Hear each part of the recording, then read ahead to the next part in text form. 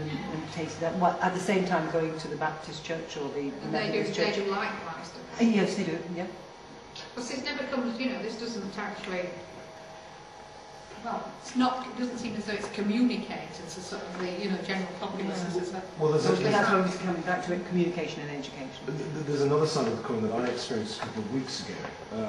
I went along as lead member on Children and Young Peoples from the council, invited to attend the Youth Forum in Halifax, which is a group of 14 to 20-year-olds that basically it's like a mini council, and they tell social workers and people on the council what they would like to see happen within their area. And the one in Halifax that I attended was about 50-50, 50 white British and 50 Asian British as well. And they were wanting to have a fundraising night. Now the Asian teenagers wanted the experience of going to a nightclub, but couldn't go to a nightclub because of the religion. So they wanted to have an evening where they could experience it without alcohol being there.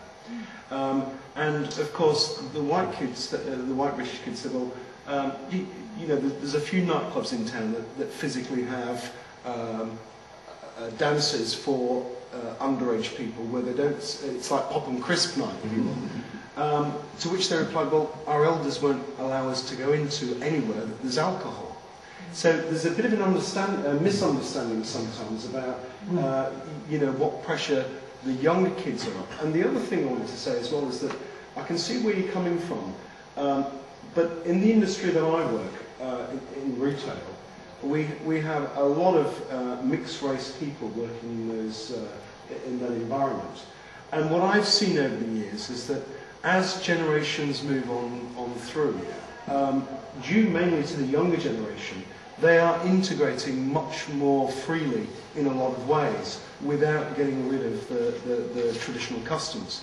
And that, especially in the retail environment where I work, works extremely well. You know, they go out on the staff nights out, but what we do, for example, rather than going out on the town to a nightclub, we'll go to a restaurant for a meal, and then we'll go bowling, or we'll go to the pictures, or you know. So it's not your bog standard, stereotypical white teenage. Let's go out and get drunk and fall on the way home. You know, there's a real tolerance from both sides that works well, and I think that'll get better as the generations move on. Can I add to a different thing? Only partly that. You know, the word tolerance has been mentioned several times tonight. Why should people in my community have to tolerate groups of Asians driving around in cars late at night, very fast, in a very intimidating manner? And why do you not mention that? But is that not